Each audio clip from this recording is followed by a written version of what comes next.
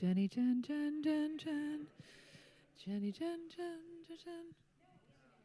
How about this one? Do you want me to say in both of them? How's this one? How's this one? How's this one? How's this one? Sounds good? How about now? Okay.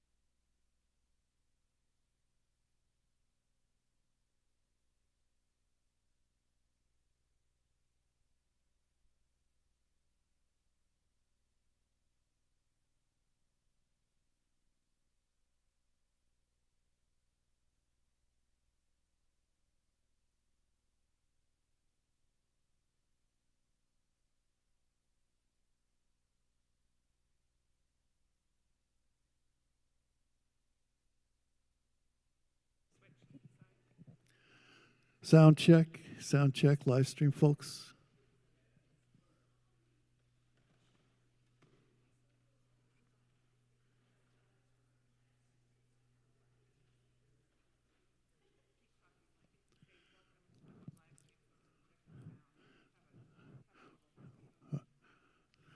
Okay, yep, everybody in the audience, you can ignore me right now. We're actually just making sure that the live stream is working and that they can hear the sound properly. So I'm just going to talk. Now I can stop.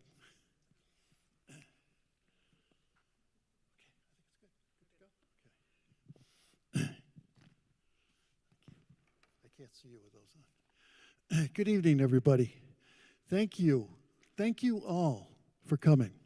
It is so wonderful to see so many people who are concerned about what's going on in the world today, and you care enough to show up. So thank you very much for that. Give yourselves a round of applause, please. All right. You really deserve it. So I want to just thank you again for attending this, the third town hall that we've put on. My name is Chris Balch. I'm one of the organizers. And the first two town halls focused entirely on the situation in Gaza, and this one focuses primarily on experiences that some travelers have had in the West Bank. Before we actually get started, we have to do a little orientation. That's obviously an exit. That's also an exit. Bathrooms. If you go out that door, down all the stairs, you come to a desk, turn left, bathrooms. That is not an exit. You probably got that already, right? That is an exit as well. Okay. I'd like to introduce our panelists for tonight. First panelist is Kirsten Hunter.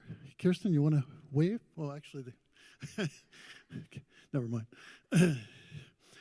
Kirsten is a religious educator serving as one of the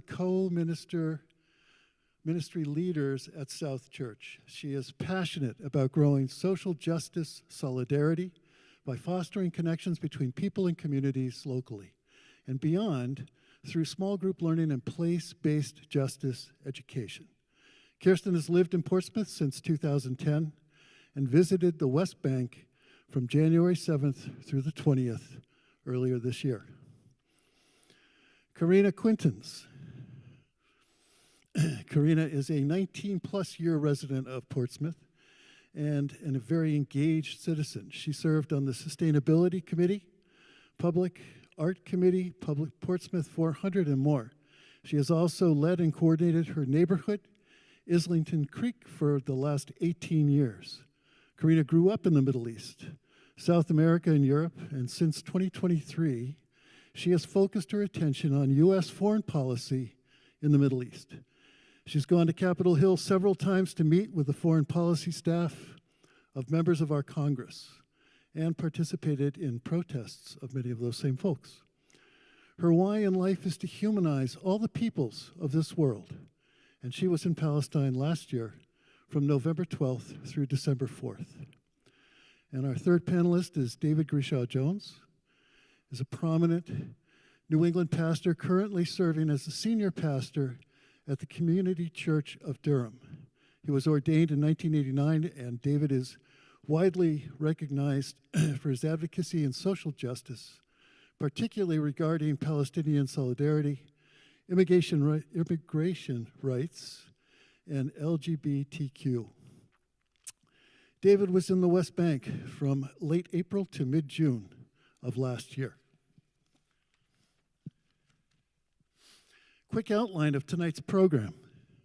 If I can get out of the sun. All right, I can't.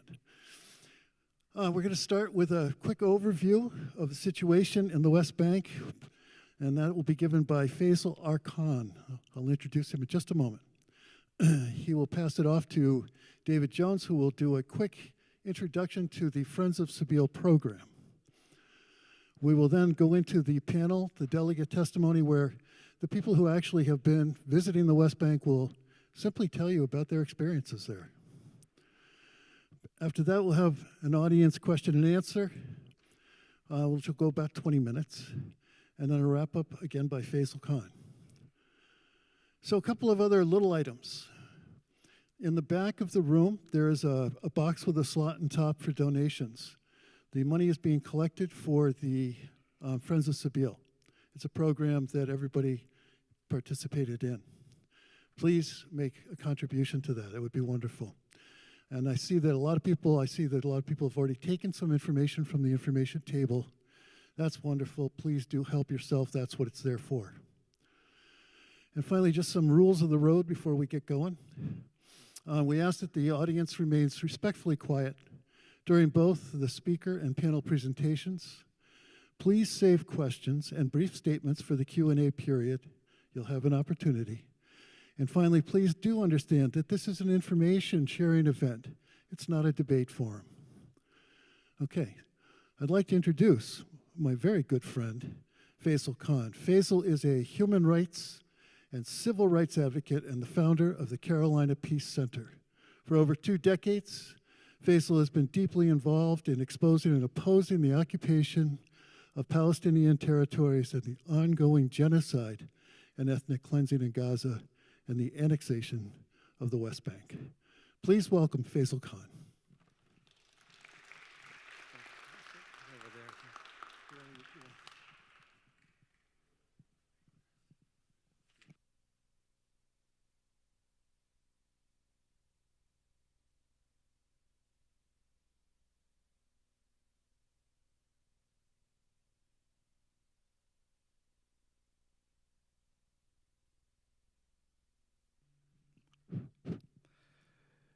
Good evening. Before I start, I would like to ask all of us to stand up for a minute. And what I'm asking everybody is to listen to our talk with open heart, without any judgment, without any reservation. And whatever you believe in, whatever you follow, however you meditate or pray, please make a pledge to yourself that from this day onward, you will make this world a better place. You will make this world a better place for our children and our grandchildren. And you will educate others because you are the messengers. So for a minute, we'll take a moment of silence also to recognize the ongoing atrocities and the genocide that hasn't stopped. They cannot do anything, but we are here to amplify their voices. So with your open heart, please, let's take a moment of silence. Thank you.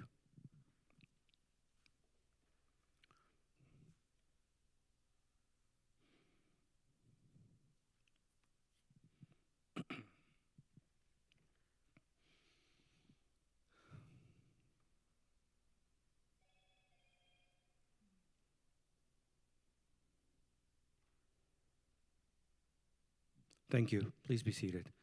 You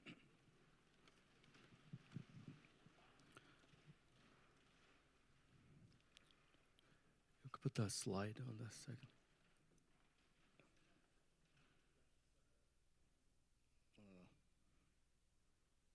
Okay. Anyway, doesn't matter. Yesterday morning at the Emirs Boys School, northeast of Ramallah, the day had begun the way school mornings do. Students were in their classrooms, teachers at their board, notebooks open.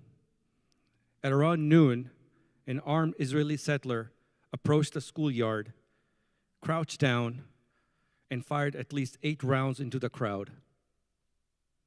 2 Palestinians were killed. Aus al-Nassin, 14 years old, and Jihad Abu Naim, 32 years old, a parent who had come to pick up his child. 4 others were wounded. Israeli soldiers were present. They did not intervene.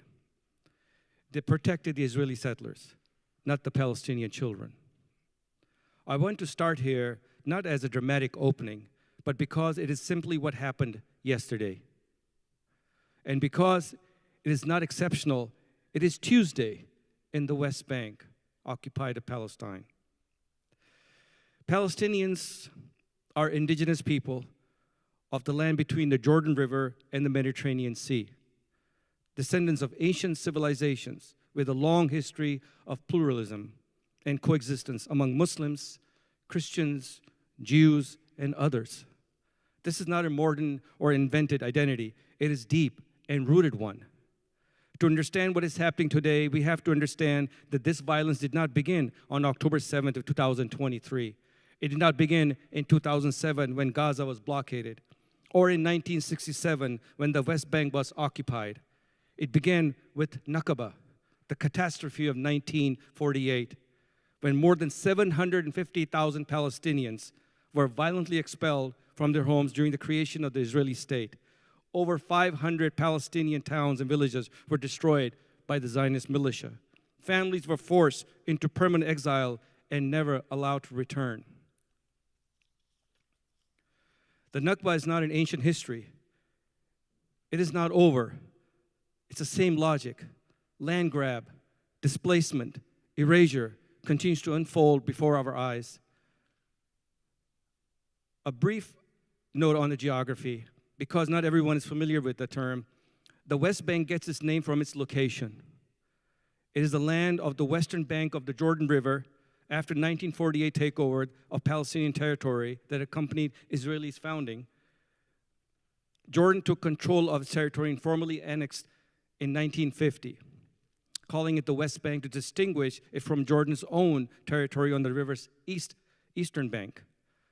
Jordan held it until 1967, when Israel captured the Six-Day War and has occupied ever since.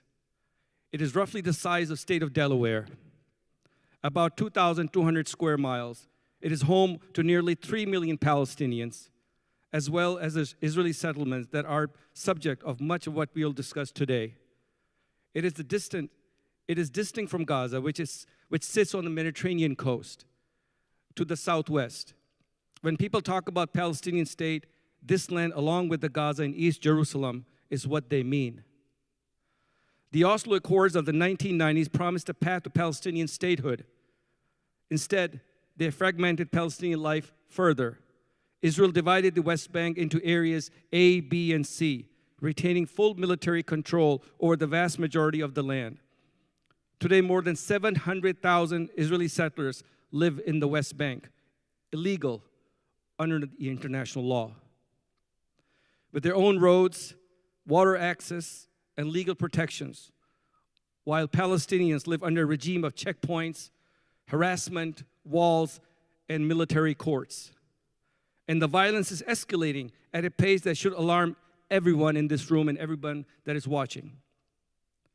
Since October 7, 2003, there have been 8,691 documented settler attacks in the West Bank. 1,877 occurred in the first 4 months of 2026 alone. 17 Palestinians have been killed by settlers so far this year. 16 were killed in all in 2025. 8 in all in 2024. The trajectory is not ambiguous.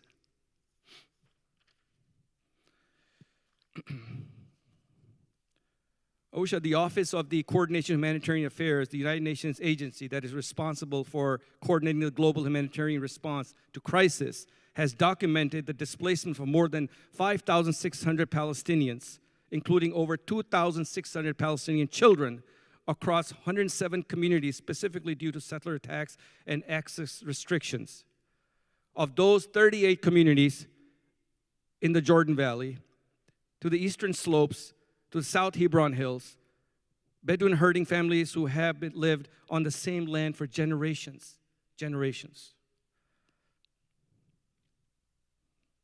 These communities have completely been emptied now. The places have names. Ras al-Ain al-Uja near Jericho, Khirbat Yanun in Nablus, Al-Hadidiyah in Tubas, Musafir Yata in Hebron, Atara, Berzit in Sinia near Ramallah.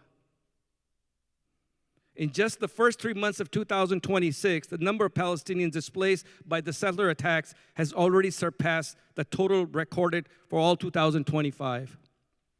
And in 2025 alone, when you include large-scale Israeli military operations in the northern refugee camp, more than 37,000 Palestinians were displaced across the West Bank, a record including over 33,000 from the camps of Jenin, Tul Karim, and Nur al-Shams. Israeli settler attacks Israeli settler attack herds, herders, burn crops, bulldoze schools, poison olive trees. More than 6,000 trees in Spaldings were vandalized in 2025 alone. The highest level documented in 6 years. And destroy water infrastructure, serving entire regions, orchards. The Israeli military is present. It routinely stands aside or actively assists. This is not a conflict between two equal sides. It is a colonial project, an occupation upheld by an apartheid system. Under cover of the Israeli-US attack on Iran and Lebanon recently, Israel's security cabinet approved the establishment of 34 new settlements in the West Bank. The resolution was kept secret for several weeks and published only after the ceasefire began, the so-called ceasefire. These settlements join 68 others approved by the government since it took office, and more than 107 outposts built with assistance from the state. Meanwhile, Israel is accelerating its ethnic cleansing of Palestinian residents. In 2.5 years, 59 Palestinian communities have been expelled, and more than 40,000 Palestinians have forcibly been displaced from their own homes. The mechanism relies on close cooperation between two branches operated by the Israeli regime.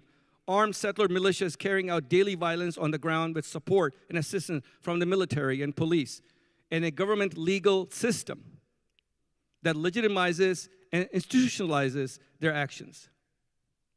Over the past weekend alone, dozens of violent attacks by settlers against Palestinian residents and their property were documented.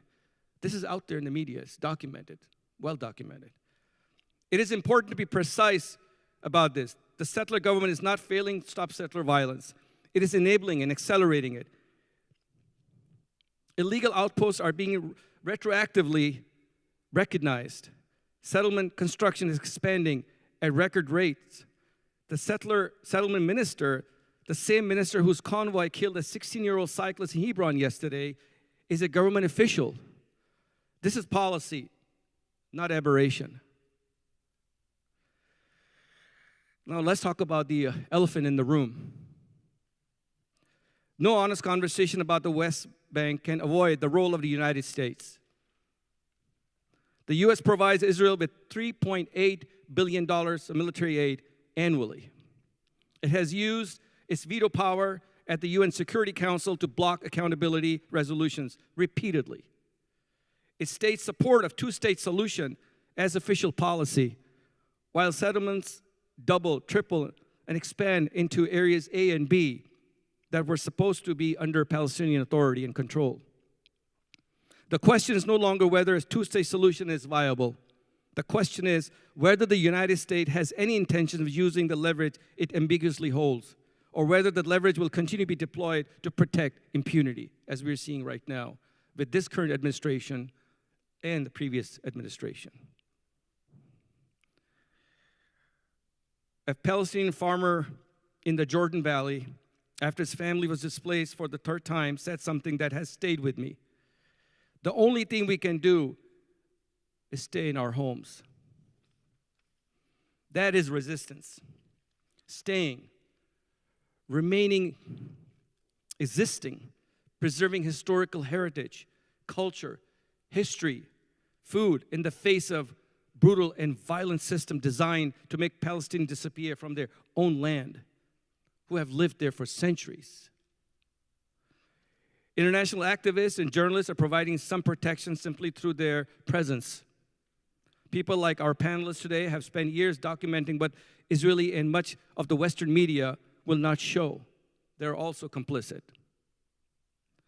That documentation matters. Bearing witness matters. But presence and documentation, however vital, are not a substitute for accountability. And accountability cannot come without political will, most urgently in Washington, including here in New Hampshire. We are here today to examine what is happening. Why is it happening? And what, if anything, can change? What can we do to change this? What is our moral and ethical obligation, responsibility? Because it is the American tax dollars and American-made bombs that are being dropped on children, innocent women, and men right now as I speak. American bullets, American guns, American impunity. These are war crimes. These are crimes against humanity. Unforgivable. I'm grateful for the panelists joining us, and I look forward to this conversation for the very reason so we can change the course of this country's policy. It's my honor and privilege to invite my good friend and brother, Reverend David.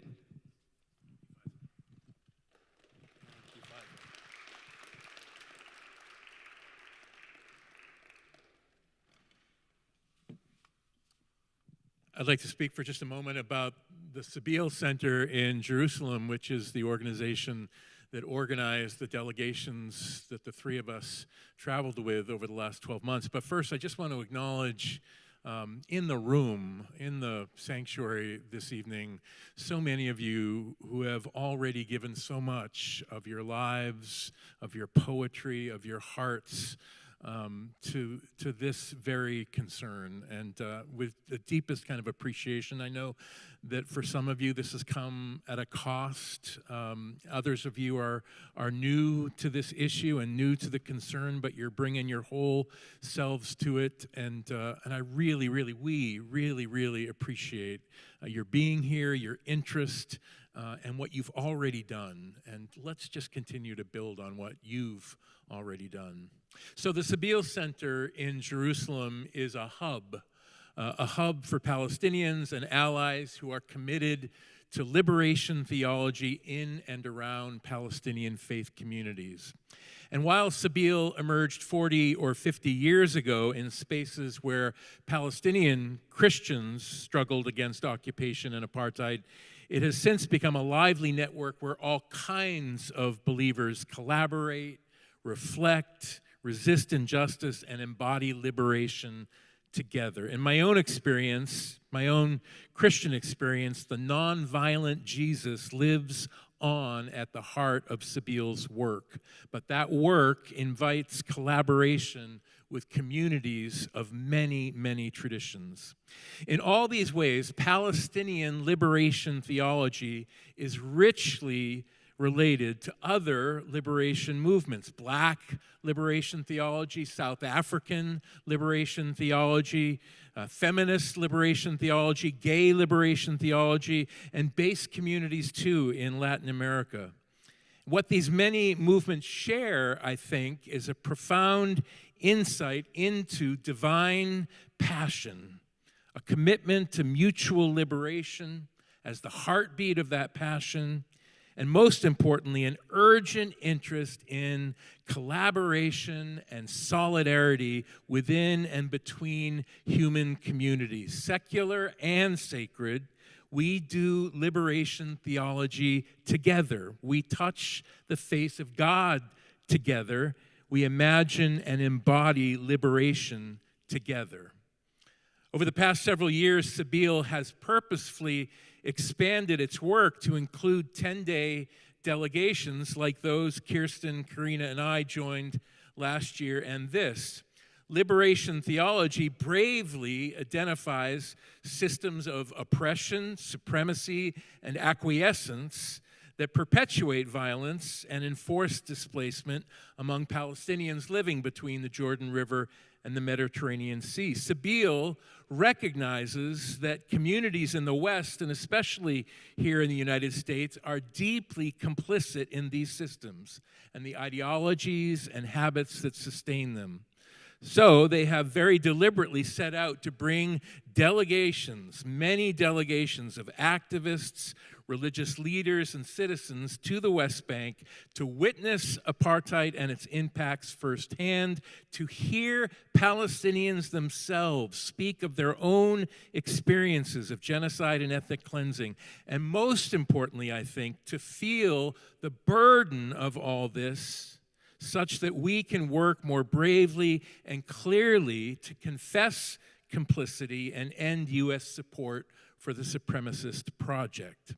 These are delegations that are dedicated to a purpose: liberation theology, liberation praxis, and mutual liberation there and here, because heaven knows we need it here too.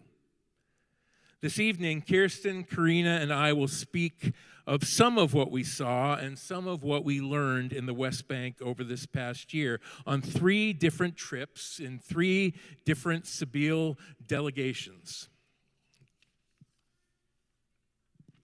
Sorry, I lost the page.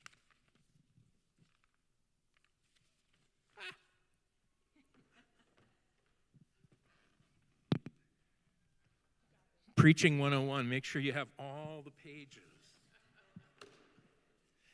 So we each traveled on a different delegation. Mine last summer, Karina's last fall, and Kirsten just this winter. We're not pretending tonight to understand everything about the Palestinian experience. Of course, we're not. We're not pretending to know what it feels like to face genocide ourselves and displacement every day. Of course, we don't. And yet, I think I speak for the 3 of us when I say we do not accept that Israel's apartheid project is too complex for Americans to grasp. And we do not accept that we should simply stand back as political action committees and supremacist nation states do their damage. What happens next, my friends, is truly up to all of us. And so we offer these reflections tonight in that spirit as co-creators of the world that is to come. So, my friend Kirsten Hunter.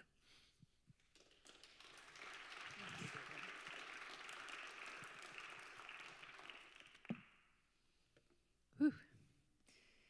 So I will say, liberation theology, when I was in the last day that we were in the West Bank, we went to church, and Munther Isaac was preaching about liberation theology, and then he said, which, by the way, I am of the opinion is just theology. And I really loved that. I was like, yeah, 100%, right there with him.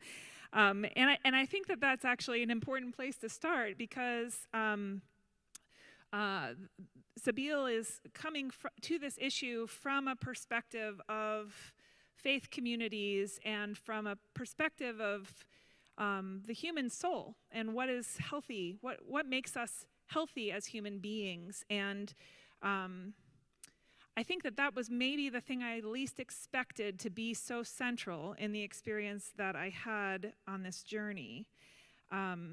So yeah, thank you for framing us, David, and getting us started there.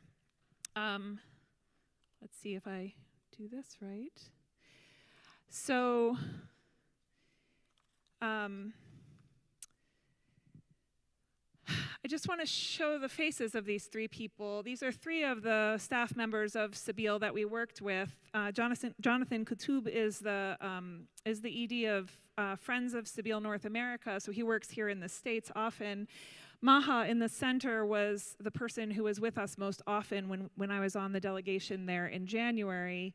And Omar on the left-hand side, Omar Harami, is the ED of Sabeel in Jerusalem. And these 3 people, I think you can tell when you look at them, are the most grounded, loving, resolute, insistent upon their humanity people that I have encountered in a long time. I will add to the list other people that I met on this journey. But their clarity of their right to exist and to be treated whole and of whole value was so apparent, and their devotion to bringing others along in that insistence was so clear, and the way that they both supported organizing and solidarity work in the West Bank and supported one another and mentored each other was such a powerful thing to witness. So I just want to call them into the room. And this morning, I got a hard phone call. These events bring out a lot of emotions in people. And I was on the phone for about 20 minutes with someone who was very upset with me. And it was hard for me to engage in that conversation. And at the end, I was feeling a little rattled, and it was 10:55. And at 11 o'clock in the morning, Sabeel on Thursdays has an international church service. It's 6 p.m. in Palestine at that time, and so I logged on. As they were starting the morning prayer, this is a 600-year-old olive tree in Hebron, and I am putting it there as I share. The prayer that they shared this morning began by honoring Holocaust martyrs and heroes Remembrance Day. The first words that they shared together were to speak to the tragedy that the Jewish people navigate on an annual basis, and everyone who was victims of the horrible genocide that happened in Germany. And then they added a second part to that prayer where they lifted up the Armenian Genocide Remembrance Day, which is tomorrow. Another genocide, that one enacted by the Ottoman Turks against the Armenian people. Then they spoke to the flotilla that is headed toward Gaza this week. More than 1,000 people in small vessels heading out on the water to try to draw attention to the ongoing violence that's happening in Gaza and try to call attention to the need for us to demand that medical supplies get in, that medical evacuations become permitted, that bombs stop falling, because they're still falling even amidst the ceasefire. The fourth part of their prayer this morning lifted up the words of the Pope and prayed for both his safety and that he be heard as he speaks so boldly for peace and humility on this planet across the globe. And then they spoke prayers for the people of Belarus, for Moldova, for Russia and Ukraine, the people of Iran, and all people across the globe who are facing violence and oppression. That was how they started. And as I listened, my energy deflated, and I felt present with theology, with liberation, with human beings who are saying human beings are human beings, and we can find a way across differences to see ourselves as one, which is, I think, the work of this time in the world. So, I just skipped a bunch, but that's okay, because I'm going to go over. This is, I'm hoping that leaves. Okay. You might have to deal with that menu. This is a photo of Jerusalem. And do you know how to get the menu to turn off, Karina? Sorry, something came up. This is a photo of Jerusalem. The night that I got to East Jerusalem, the guest house where we were staying was up on the hill looking at the old city of East Jerusalem. And so I want to transition from speaking about Sabeel and their groundedness to speaking about this place. This part of the world has a history that I did not realize was going to be so impactful. Humankind has been in this part of the world for so long, for tens of thousands of years. There is evidence of agricultural civilization as far back as at least 12,000 years ago. And this little narrow part of the globe is probably where every one of our ancestors traversed as human beings migrated from the continent of Africa. Every one of our ancestors through this place. This place has been a pluralistic place for all of that time. Diverse human beings with diverse faith traditions, different tribes, different families, and for most of that time, the vast majority of the time that human civilization has been in this part of the world, they have lived peacefully. And I don't think we think about that. I know I didn't think about that. I think about this part of the world as being war-torn, as being in constant strife with one another, and that's not the story of this place.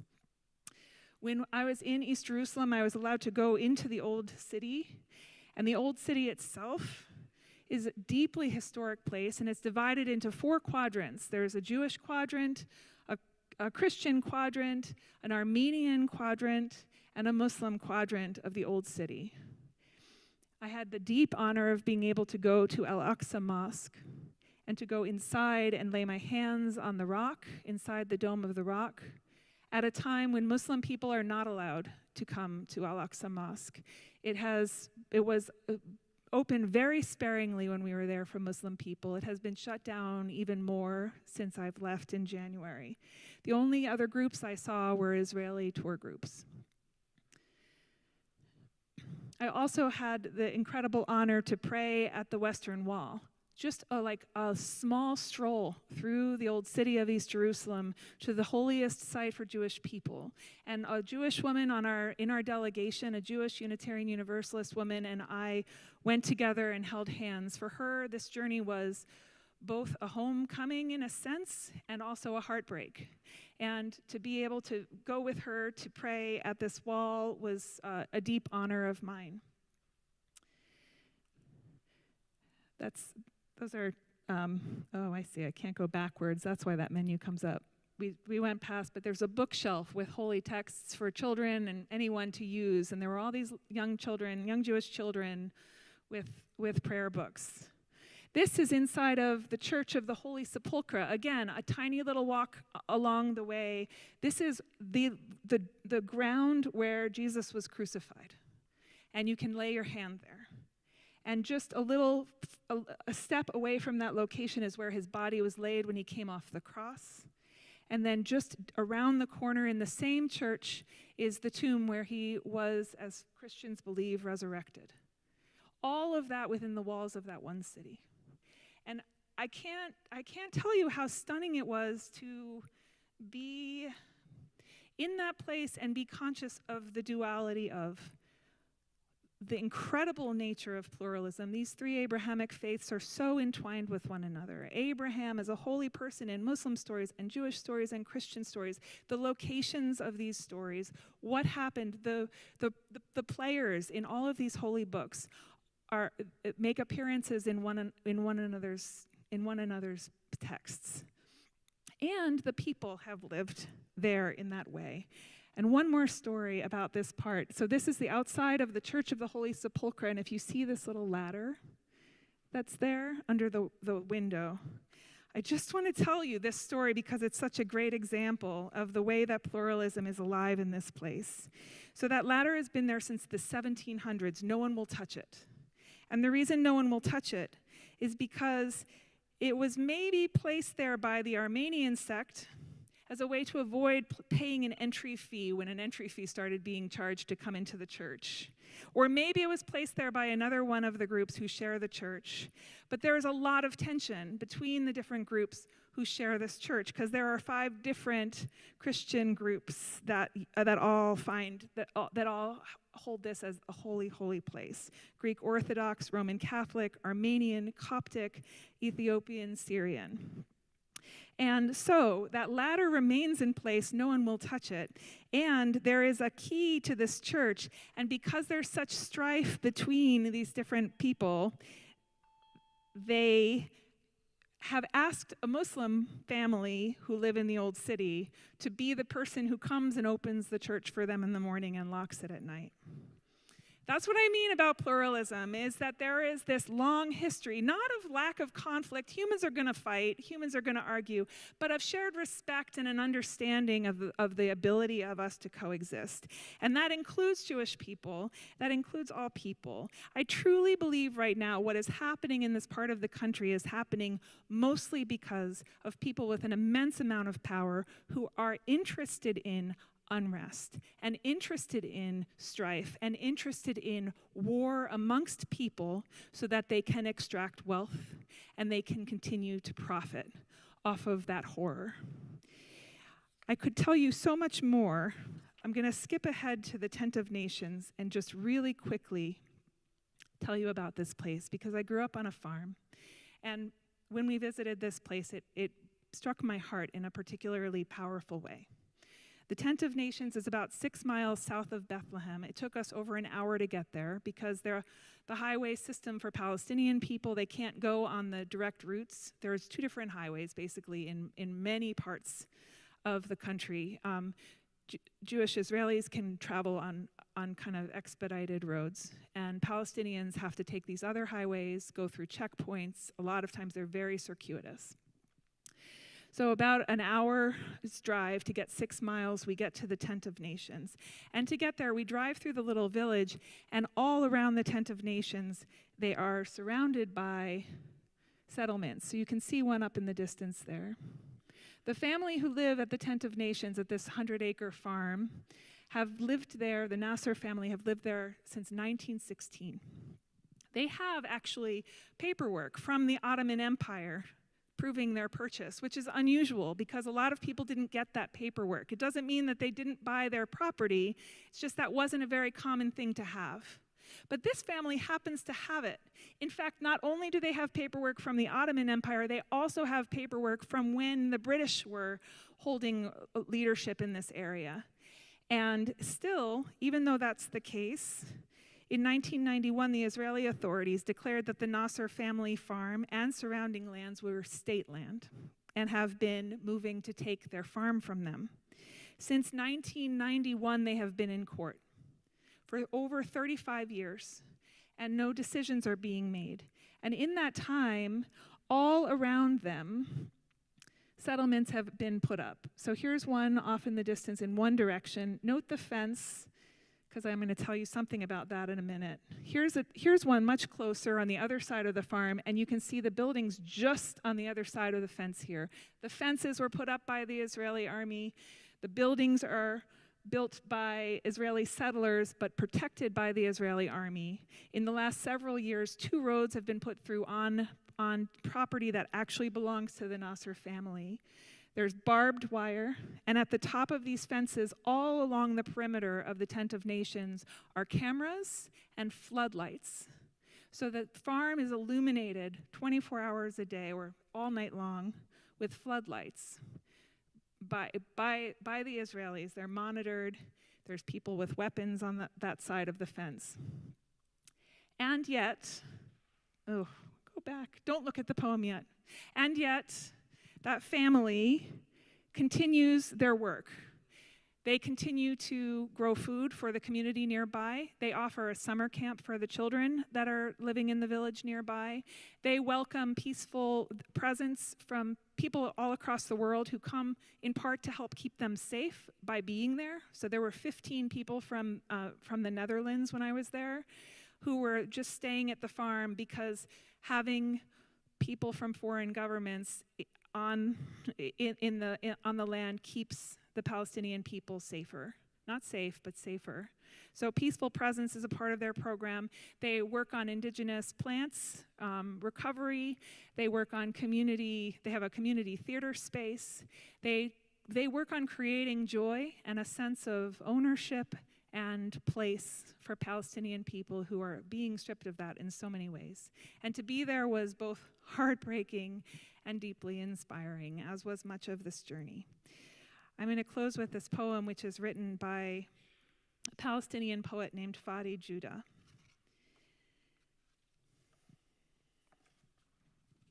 Because I want to bring Palestinian voices into this room as much as we can. Because you are what you other. You are to me as close to the light as a great contortionist in a great heist. In time, your joints will fail you, the light will hit you, alarms will go off. I don't wish that you get caught, only that you quit your addiction to secure the ancient wonder as yours alone. Fuck museums. Wonder belongs to all. Come out. I have been waiting for you by one of your escape routes. They are familiar to me. Not long ago, I was like you, before the light hit me. Thank you so much. I'm going to pass it to Karina.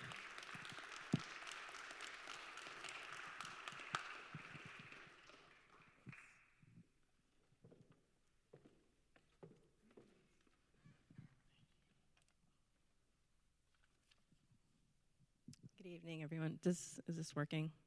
Thank you. Like 9/11, October 7th is a day I'll never forget. It was a day I said to myself, all of this violence has to stop forever.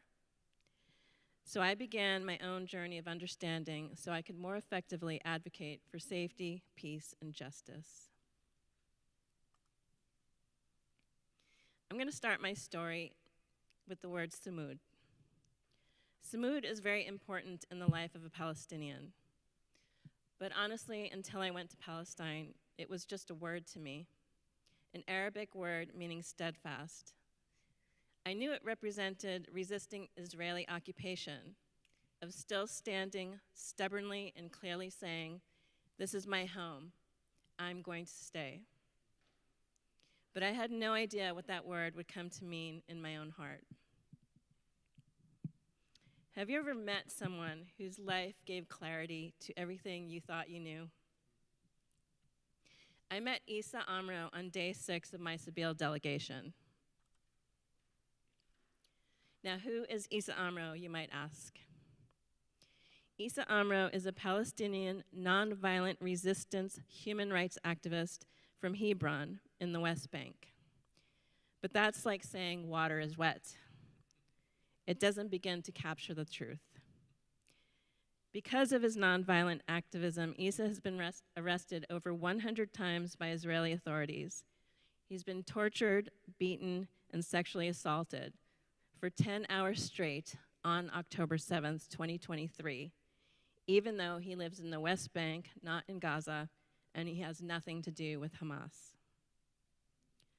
Despite all the attacks he has suffered, he remains committed to nonviolent resistance, inspired by Gandhi and Martin Luther King. This has earned him international recognition. In 2025, he was named a Time Magazine Top 100 Influencer and nominated for the Nobel Peace Prize. In 2024, he received the Alternative Nobel Peace Prize. And in 2010, he was named the Human Rights Defender of the Year by the United Nations. So my delegation spent an afternoon in Hebron's Old City in H2, the Israeli-controlled zone where 500 settlers live side by side with Palestinians, and 1,000 IDF soldiers roam the streets to protect the settlers. Hebron is known as the microcosm of the Israeli occupation because every element of the occupation and of apartheid exists in full force. Isa gave a brief talk at the Ibrahimi Mosque, the 4th holiest site in Islam. I remember being there, surrounded by ancient stones, listening to this man while completely exhausted and emotionally drained from already hearing so many stories of endless violence against Palestinian families. A few days after my delegation ended, Isa invited me to come back and stay the night at his house. I said yes immediately. It was a chance to get to know him. So on Thanksgiving Day, I went back to Hebron to see Isa. His daily reality hit me like a physical blow. Getting to his house meant walking through a cemetery and across dirt fields to bypass an Israeli military checkpoint. The only way he can access his home. We stopped about 25 yards from his house to call ahead, to make sure no soldiers were nearby who might harass us, arrest us, or hurt us. Once inside, I saw the Jewish settler outpost right behind his house. I was stunned. What I didn't realize before going is that Isa lives on a hill. And for a Palestinian like Isa, if you live on a hill and there's a Jewish settler outpost next door, you are a target for land confiscation, for being pushed out of your home. Next, I saw hundreds of olives drying on a sheet on the floor. But they weren't just olives.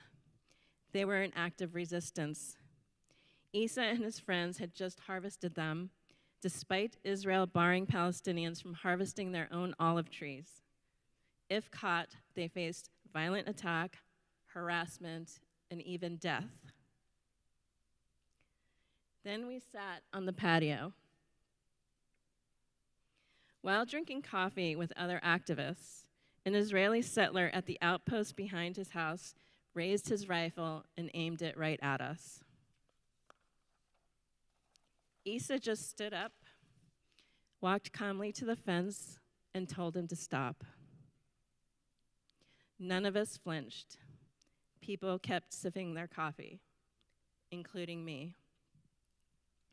At that point, I had just numbed myself to maintain a sense of composure and of bravery. That night, I stayed up late for part of night watch. From 9 p.m. till 1:30 in the morning, Isa is on shift to protect his home from settler attacks and night raids. At 1:30, a German couple who had been living with him for 3 months got up to take over the next shift from 1:30 in the morning till 5:30 in the morning. This is what Isa does every single night. I went to bed around midnight, and in an act of beautiful Palestinian hospitality, Isa made sure to let me know that I was 100% safe in his home, even though that could not have been farther from the truth. But bless his Palestinian heart. So as you might guess, I didn't sleep a wink that night. I kept thinking about those violent settlers and what they might try while I was sleeping. It all felt rather surreal. Thankfully, nothing happened. The next day, I returned to Jerusalem, but not without being stopped by IDF soldiers for a random passport check while walking down the hill on a dirt path to the bus. That dirt path led me to a segregated road, a road used only by Jewish settlers. The German couple walked me down the path to the bus because as a Palestinian, Isa is not allowed on that Jewish-only road. From that road, I took a Jewish settler-only bus back to Jerusalem. Back safe and sound in my hotel, I couldn't shake this awful feeling about having left. It felt like abandonment, and I felt ashamed. I worried about Isa, and rightly so. Because just 2 nights after I left, Isa's home was indeed attacked.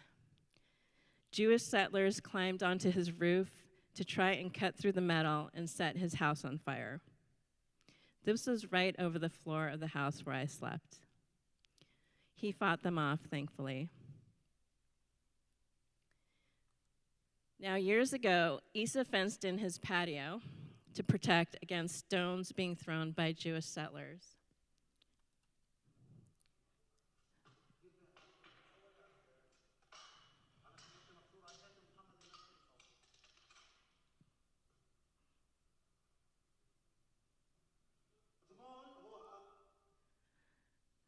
That is to terrorize and intimidate him so he will leave. He's installed cameras all around his property, not just for security, but for evidence. Because without video proof, he would easily be accused of being the aggressor and get arrested and be subject to military law, even though he is never the aggressor, but rather the target of aggression. Isa's been living like this for over 20 years. The fact is that Isa's story is one of hundreds of stories like this in the West Bank. Current statistics, which I believe Faisal covered a bit, is that in the last 28 months, there have been 3,700 recorded settler attacks in the West Bank. And in 2025, those attacks had increased 27% compared to 2024. May have something to do with the fact that the Minister of National Security, Ben-Gvir, distributed 300,000 rifles to settlers in the West Bank just after October 7th. 4 days after I left Hebron, Isa opened the Ahmed Film House in the upstairs area of his home after 9 years of trying to create this community space for learning, cultural expression, and nonviolent resistance. At first I thought, what are you doing? Why are you making yourself more of a target? I still didn't get it. But this is what Samud looks like up close. It's the daily decision to stay, to resist, and to keep living anyway. And here's the thing that changed everything for me. When I had the chance to hang out with Isa during Night Watch, we shared family photos and our backstories to pass the time. In those moments, chatting in the dark, I connected with him not as a symbol of resistance, but as a human being. And that's when the cost of the occupation really landed for me. Not as an idea, not as a political issue, but as worry, personal worry for someone's safety. Today, I'm one of hundreds of people who have met Isa, who wake up every day and wondering if Isa is okay, if he's still with us. I check his social media posts, and I message him from time to time, and the worry never really goes away. Not when you've looked into someone's eyes and seen the tension, the exhaustion, and the unbreakable resolve all at once. That's when Samud stopped being just a word for me. It became a person. It became something I carry with me every single day. Thank you.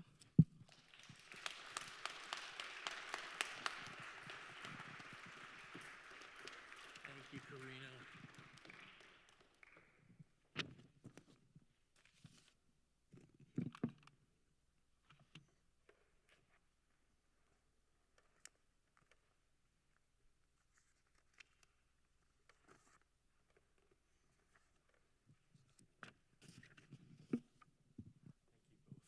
So much. In my work with Palestinian Christians in particular over many years now, I have heard an urgent call for something our friend Bunter Isaac calls costly solidarity. Costly solidarity. Faith means responsibility, he says, and responsibility comes at a cost. So showing up in 2026 for Palestinian siblings like Isa means building brave and daring coalitions at home. It means speaking truth to power, though power is rarely ready for it. And it means taking risks for liberation, counting the cost when necessary, and committing our communities to the hard work required for justice and reconciliation. Costly solidarity bears the costs when activism becomes agape, or when outrage becomes organized resistance, or when Christians, in my case, follow where Jesus leads. Costly solidarity is love in action. So in that spirit, I want to talk to you this evening about just two of the many impressive Palestinian Christians I got to know during my 2-month sabbatical in the West Bank. There are so many others, but Dalia Kumsie, a human rights attorney, and Rifat Kassis, an ecumenical activist, represent the heart and soul of Palestinian resistance to me. And they laid upon my heart the significance, and even I might say the spiritual necessity of costly solidarity. I, like Karina and Kirsten, was changed by these encounters. Hearing their remarkable stories, even knowing these dear friends and cherishing them as a sister and a brother would not be enough for me any longer. How I carried their witness home here to the U.S., how I now bear their passion in my life means everything. Costly solidarity, love in action. So Dalia Kumsia, what we need from our American friends, she said to me one morning, is so much more than empathy. By the way, you can find Dalia's organization at balasan.org.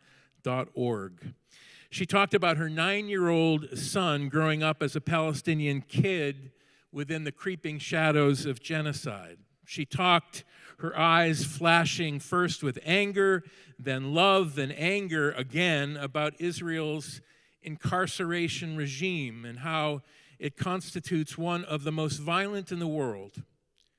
She described the architecture of repression, her phrase, that currently incarcerates approximately 10,000 Palestinian political prisoners, including 3,500 detainees held without any charge whatsoever, 350 children who are prisoners, and 85 women.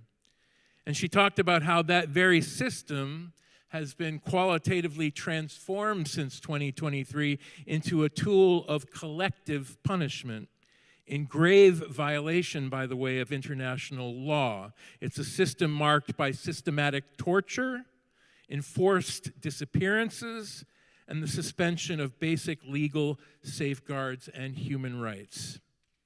I look at my sweet little 9-year-old, she told me, and I don't know how long I can subject him to this kind of madness. And then she said this: what has happened in Gaza is now at our doorstep. It's happening here. Settlers doing here in the West Bank what lethal drones and high-tech helicopters have done there: ethnic cleansing and genocide. Dahlia pointed beyond her office window to the outline of a new Israeli settlement, again, unquestionably illegal under international law, a settlement known as Yatzif. It was at first, as all settlements are, an outpost, just a couple of buildings on a hilltop outside Beit Sahur, just east of Bethlehem. But in January 2025, the Israeli finance minister, Bezalel Smotrich, publicly announced the retroactive legalization of that former outpost, officially renaming it the Yatzif settlement. This announcement was accompanied by an official ceremony on site attended by Israeli government officials and settler representatives, marking the administrative transformation of the site into a permanent West Bank settlement. Again, Dahlia reminds me, unquestionably illegal. Approximately 30 Israeli caravans were installed immediately following that announcement, with further expansion promised and delivered. The new settlement has been celebrated by Israeli government officials and settlers alike as a great achievement, considering it an overdue return of Israelis to West Bank lands that can never truly belong to Palestinians, but only to Israelis. Judea and Samaria, that's the idea, and that's apartheid. The town of Beit Sahur is home to the largest Palestinian Christian community in the West Bank, and that community constitutes one of the most significant indigenous Christian communities in the world. In Beit Sahur, Christian presence is historically rooted in land ownership and the tending of gardens and farms, social life, and collective memory. And because that's so, the confiscation of land and the imposition of new settlement realities on its hilltops amount to an accelerated process of ethnic cleansing, emptying an indigenous minority of its historical space and posing a direct threat to the continuity of indigenous Christian presence in its place of origin. And all this in a context already marked by the significant ongoing decline of the Palestinian Christian population as a clear result of Israel's system of occupation and apartheid. The establishment of that Yatzif settlement is not just another illegal settlement expansion. It has to be understood in the context of ethnic cleansing. In addition to marking a flagrant step towards illegal annexation of the whole West Bank, the presence of remaining Palestinian Christian communities is threatened by such settlements, and there are many, many being drawn up even as we speak tonight. Such an important strategy in the whole annexation project. Now, Rifat Kassis is a longtime advocate for the human rights of children, who served for many years with the World Council of Churches and now directs the urgent mission of Kairos Palestine. Just last fall, that network issued a powerful letter to the world's Christians from the heart of genocide. And you'll find that and more of their resources at kairospalestine.ps. When we met at his office just down the road from Dahlia's in Beit Sahur, Rifat looked me in the eye and challenged me. To be church together, he said, if that's what you intend, has to mean holding one another accountable. I don't think I've ever heard it put in just that way.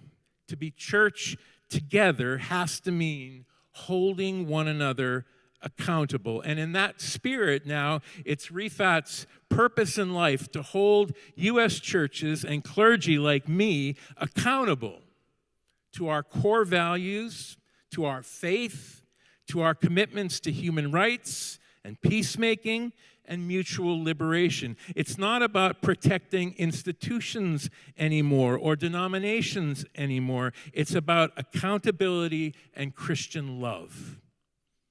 I tell the pastors who come to see me, Rifat told me, knowing full well he was talking to one, that my Christianity is not at stake here, but yours most certainly is. I swallowed pretty hard. What in the world was he saying to me? A church that accommodates genocidal violence, he said. A church that accommodates genocidal violence without taking up the cross to suffer alongside the people and advocate boldly for them has wandered off the gospel map, he said to me. It happened in Nazi Germany and Europe in the 20th century, and it's happening now, he said, right here in the West Bank. The gospel, after all, I think, in my heart of hearts, the gospel confronts every last version of supremacy and supremacist logic.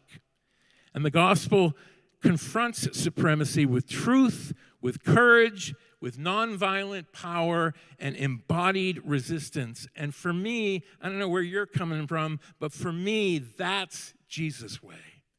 And I know that almost all of our religious traditions and secular political traditions would say something similar.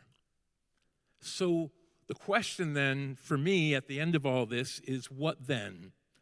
What is a church like mine or a faith community like yours or a city council like Karina's? What is a community to do? Start somewhere, Rifat said to me that day in the West Bank. Start somewhere and do something concrete. Learn from what you're doing, reflect on what you're doing, and then do more. He mentioned with deep gratitude the apartheid-free movement, which is gaining traction in both religious circles and secular organizations. My Durham church, I'm proud to say, just joined this movement, and yours can too. He mentioned boycott campaigns on the ground and coordinated divestment campaigns around the world. Again, my little Durham church is starting to think about campaigns that would focus on the complicity and profiteering of companies like the high-tech giant Palantir and travel sites Airbnb and Booking.com. Palantir, for example, is a surveillance company that equips Israel there and ICE here, by the way, as they target citizens and immigrants and rain terror and death on vulnerable communities. That's Palantir. Airbnb and Booking.com, did you know this? They rent vacation homes in illegal Israeli settlements in the West Bank. It's illegal for them to do that. In fact, you could say it's a war crime for those companies to be operating in that way. So what if thousands of American churches boycotted these companies and divested together? Again, it's about practicing faith in coalitions of courage and love. It's about doing something concrete alongside others and then learning to do even more. I've brought with me, by the way, materials for religious communities in particular to use. They're on that table in the back. And if I can be helpful to any of you or any of my congregants can be helpful to you in any way, we look forward to doing just that. So there is good news to be sure tonight. We've seen, and you've seen, college students take brave initiative on their own campuses, including UNH and Dartmouth here in New Hampshire, confronting universities entangled in economic systems that oppress and destroy and invest in terror in Gaza, the West Bank, Minneapolis, and elsewhere. And we've seen a good number of religious communities of all stripes, all kinds, stand up and make connections and join campaigns of consequence. It's not easy. There are 1,001 reasons not to do it, but many are.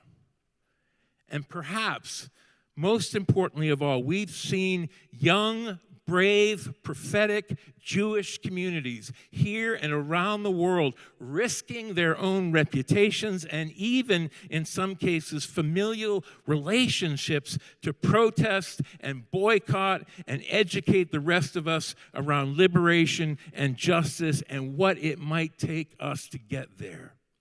Just last weekend, by the way, many of us heard the brilliant Peter Beinart right here in Portsmouth offer a passionate call for Jewish action and solidarity for the good of all peoples, including Palestinians and Israelis and Jews and Arabs and all the rest of us. So again, my friends, my little pitch is now it's up to us. Not just empathy, but action. Now it's up to us. Now it's up to churches like mine and cities and towns like yours. What will costly solidarity look like? What will it mean for you and for me? Thanks so much.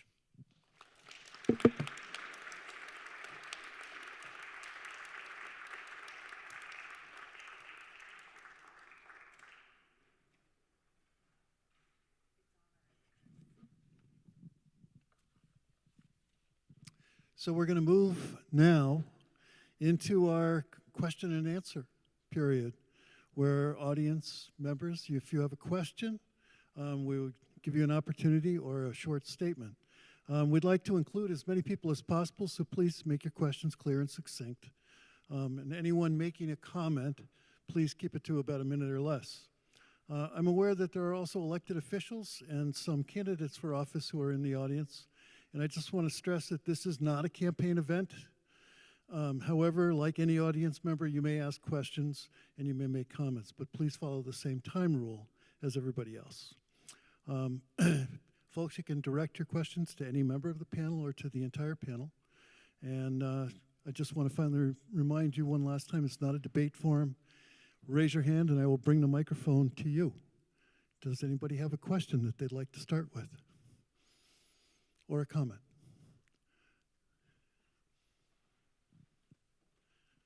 I'm still pretty fast.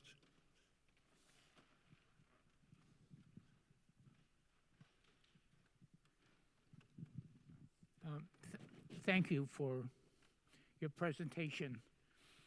I'm just going to take in a slightly different direction, which is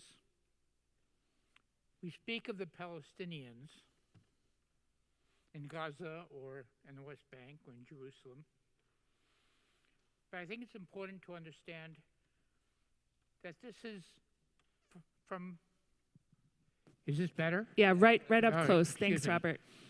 So you can ignore what I said before. I want you in your work to understand that this work is in Ferguson. It's in Baltimore. It's in Gaza. It's in the West Bank. It's in Jerusalem. It's in places where resistance, generally by people of color and by the other, are being overrun by the brokers of privilege. Palantir, by the way, David, lives in New Hampshire. The head of that company actually lives in New Hampshire. Yeah, okay, Yeah. got it. Yeah. So, but this is all related. This is all related. Thank you. Thank you. Yeah, absolutely agree.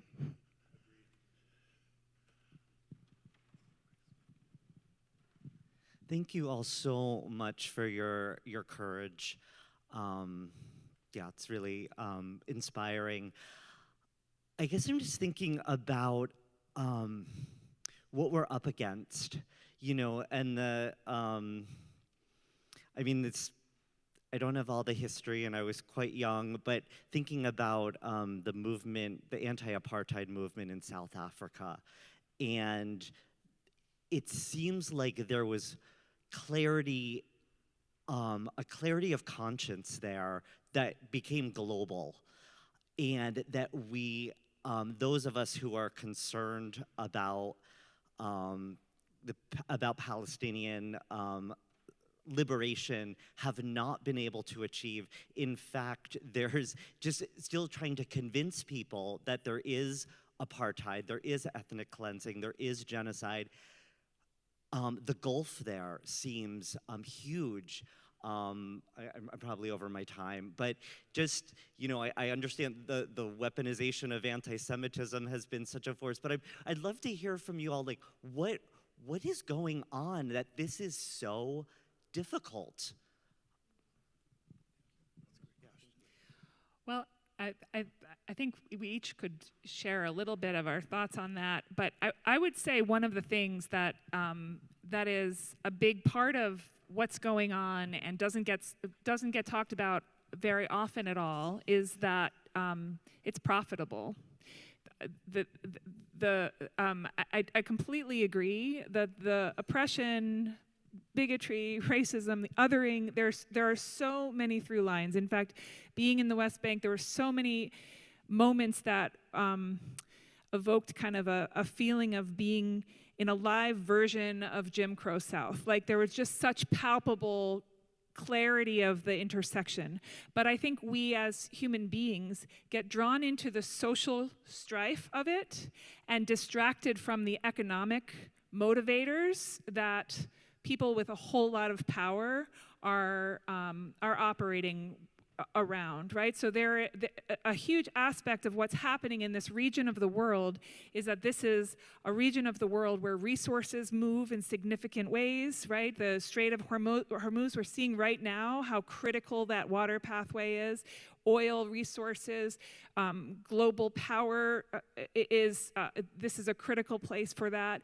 And that kind of knowledge by empires, including our country, and the nation of Israel was founded around this same thinking. Both our country and the nation of Israel, one of their top profit-making ventures is war, selling war. So that would be one part of the answer to that question, and I think it's crumbling. I think that the world is waking up to the utter instability of this kind of model, right? It is extractive capitalism via the dropping of bombs. And we're realizing on every spectrum, from environmental reasons to human rights reasons to just money reasons, resource reasons, that this is ridiculous. So I think it's crumbling, and I think that's part of why they're accelerating so quickly right now, is that they see that the time is numbered. That's my personal belief. And I think that's part of why we need to really start to call our candidates into account, to make them speak to what is your agenda for beginning to demilitarize our country? Like, who's asking that question of our representatives? But that would be a huge benefit if that was insisted upon in any kind of political conversation, and watch the money. Those are two main points for me. Hi. Yeah, I have a question about financing, and that is, who are the banks that are financing the settlements? Talk right into the mic. Who are the banks that are financing the settlements?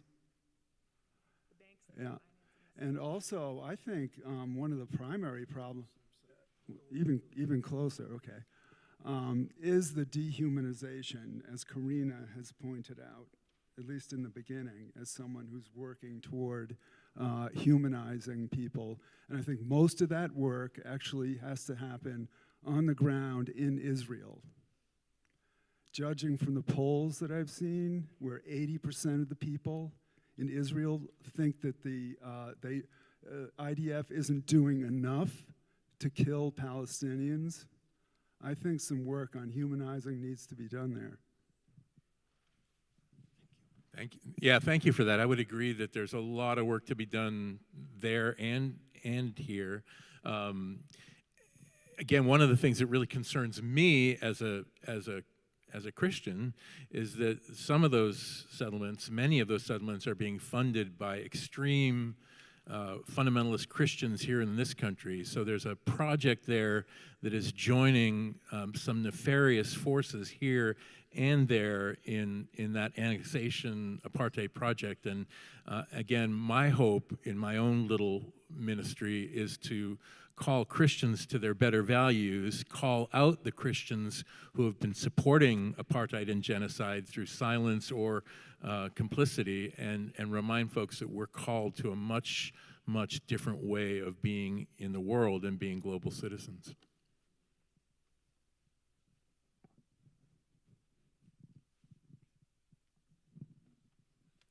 Thank you so much to the organizers as well as the panelists.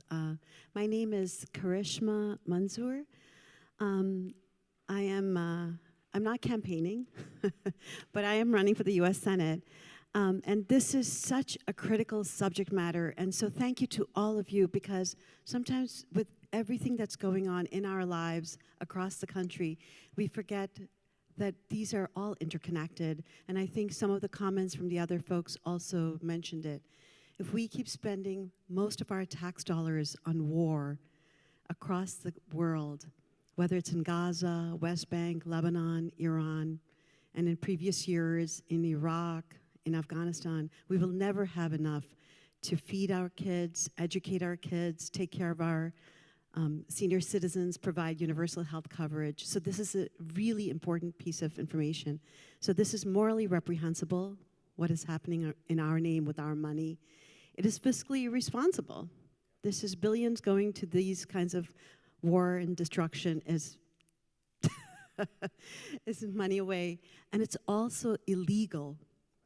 Our federal laws are very clear that human rights violations should not be committed with our money, with our name.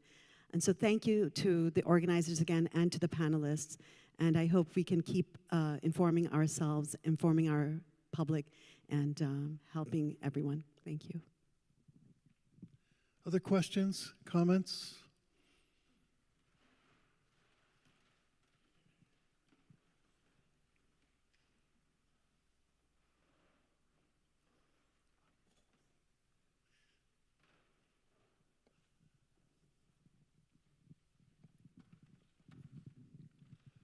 Hi, thank you. I'll try to speak coherently. I'm not used to doing this. I listened to what Faisal, I hope I got your name correct, said, and these are things that I've been watching happening and the crimes that have been committed. And I always come back to, what can I do? You know, what can I do? I see these crimes, I see this destructive force that's tearing this world apart. What can I do? So there's a limited number of things we can do. We have to vote. We have to call our representatives to express our outrage when they support things that we oppose. We have to protest anytime we can protest. But David, I think you really said something that I think is critical, which is we need to boycott these bastards. We need to boycott them. Every day we spend money. We go to the grocery store every day, but we also, you know, buy a new computer because our old one is now junk, and, you know, or we buy a new phone. So collectively, we spend a lot of money.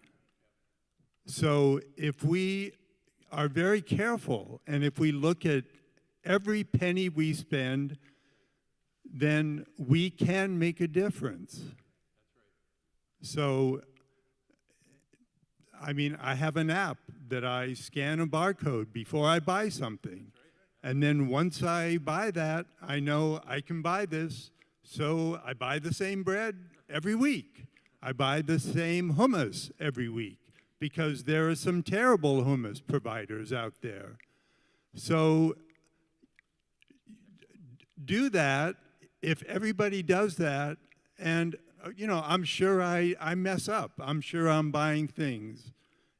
I didn't actually know that much about the rental property things, which my wife does, so I'll have to talk to her and say, let's not use the, you know, so there's an endless list of things that we spend money on.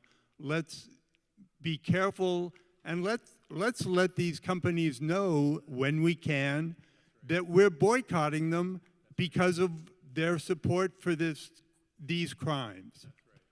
Thank you.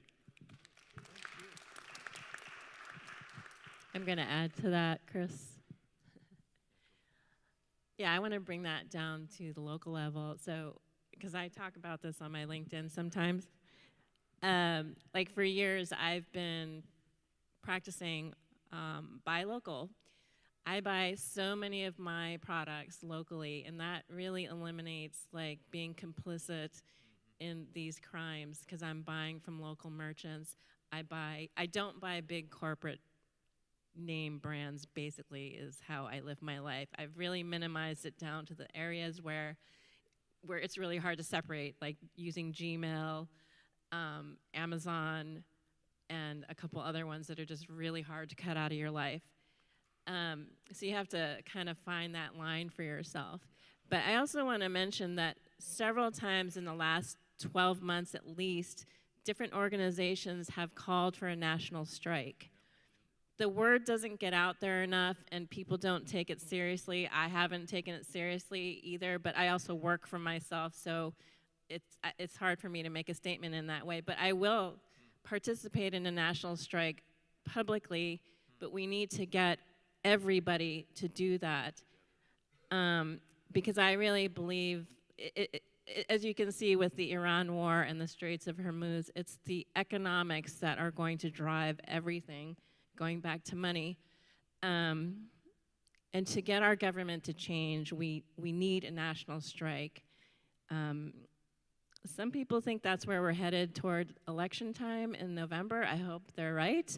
But I would say please keep your eyes open for announcements about national strikes and start participating in them if you can. Can I just...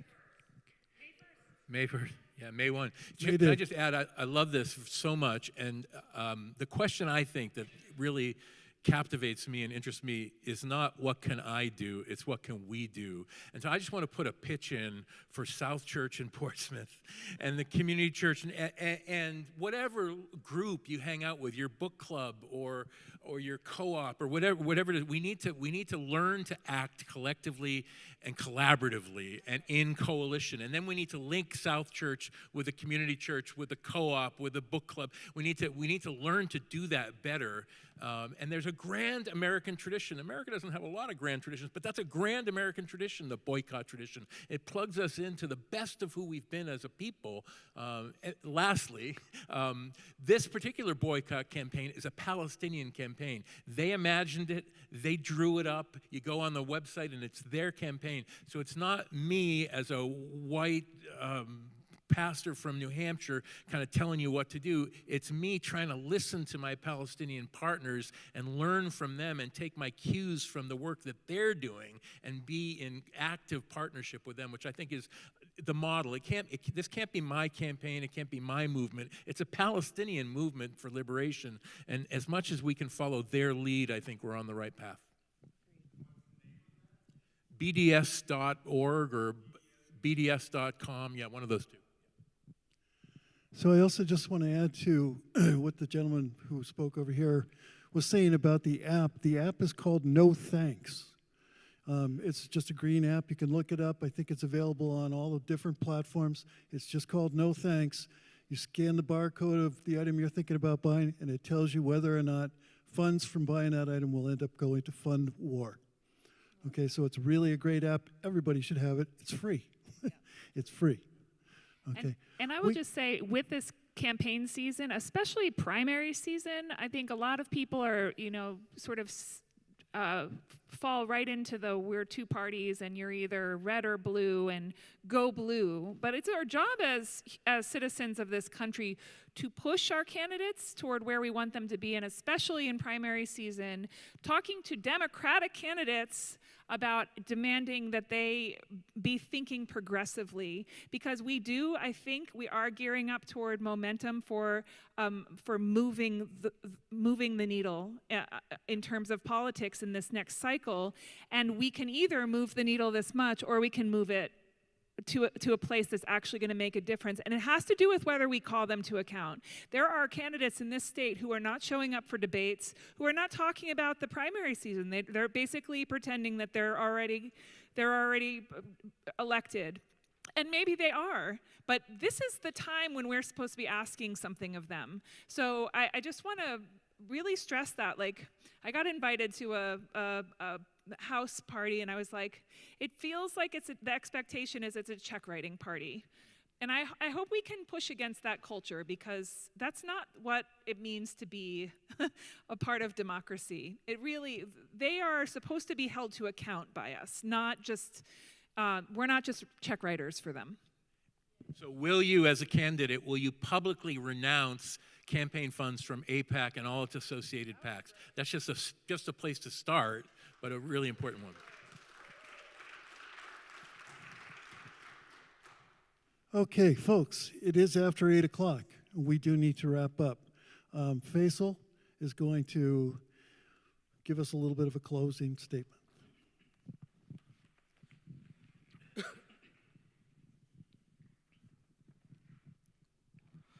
I want to speak about the children,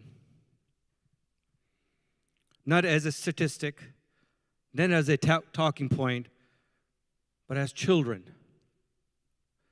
Since the genocide started in 2023, more than 75,000 Palestinians have been killed in Gaza alone, and thousands are buried under the rubble. Over 20,000 of them are children.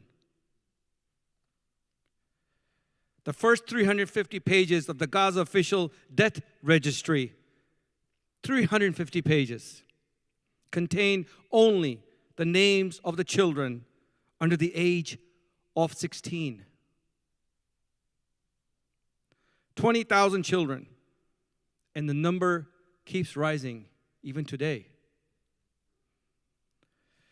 There are more child amputees in Gaza than anywhere else in the world. What can the future hold for them? I ask you.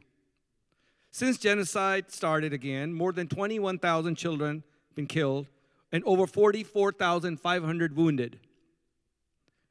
Children who went to buy bread, children who went to go to school, children who were asleep. Gaza is now home to the largest cohort, like I said, of children amputees. Amputees.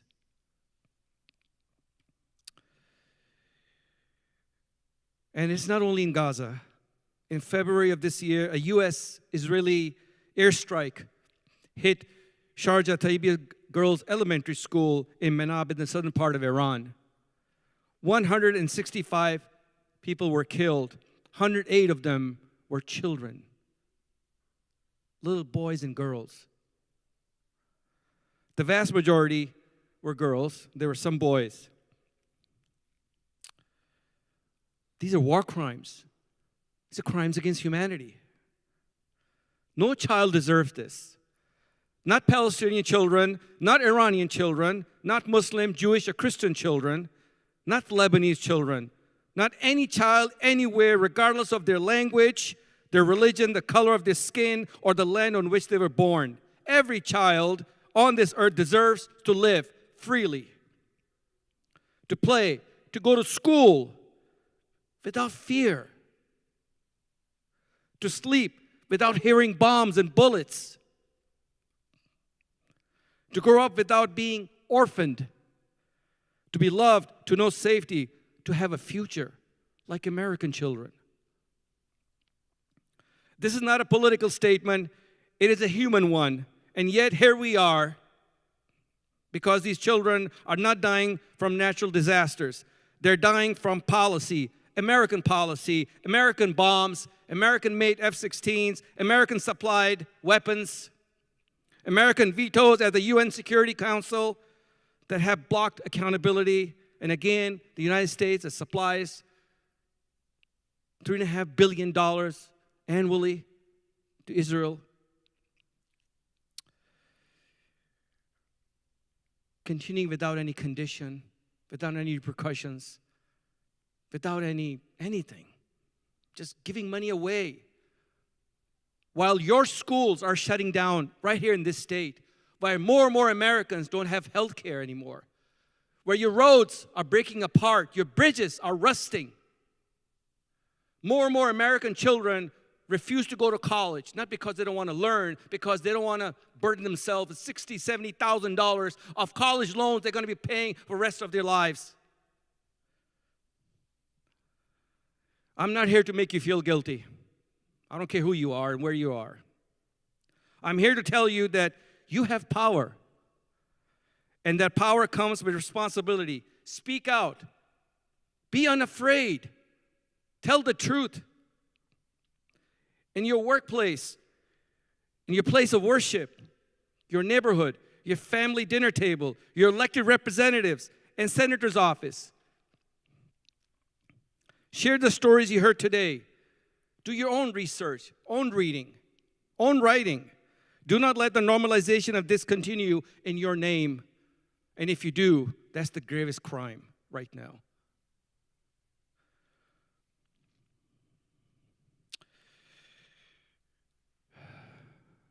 If you want to vote for the right people, vote for the right people.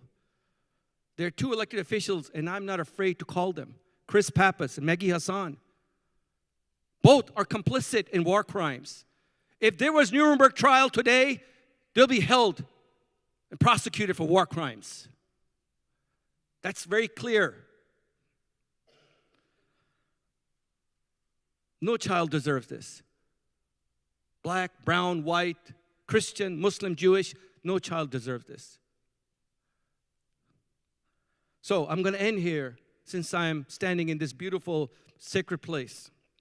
What would Jesus do today? I ask you all. What would Moses do today? What would Muhammad do today? Peace and blessing be upon them. Would they sit in silence and look away? Or would they speak truth to the power, as they always did? Jesus to the Romans, Moses to the Pharaoh, and Muhammad to the Quraysh tribe. Every prophet who walked on this earth was sent to not comfort the powerful, but to defend the oppressed. That was not coincidence. That was the convent. We sit today in this sacred space, a house of worship that has stood for nearly 200 years. And I ask you, what is your convent?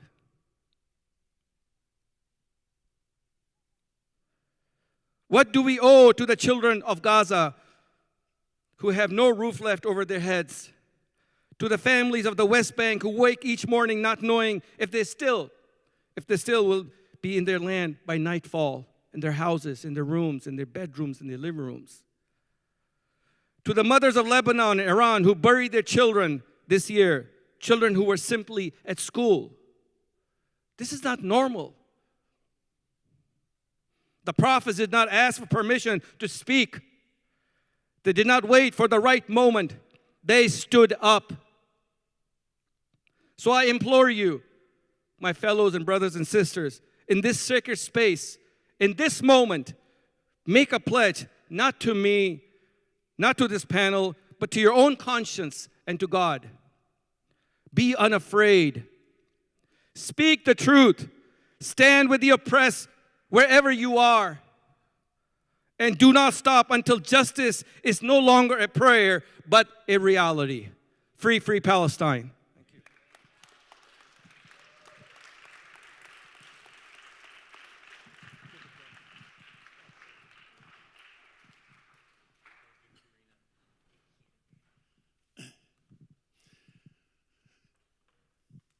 Thank you. Thank you all for coming. Thank you so much. I want to thank the panelists. I think that they're just such beautiful speakers and such beautiful people. Thank you.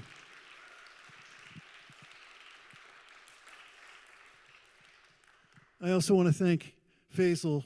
I've never seen him this fiery. He's wonderful.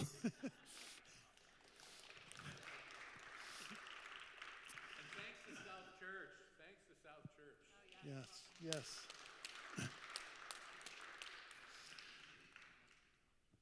Good night, everybody. Thank you.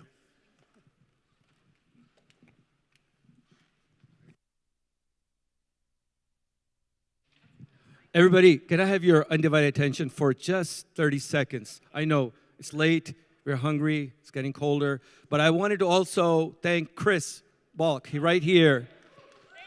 Chris and his wife Paula, they are just amazing people, angels. They're constantly dedicated, working hard, committed, and many, many thanks and gratitude to you, Chris, for your undying support and commitment for justice, for Palestinians and humanity. Thank you very much. Good night.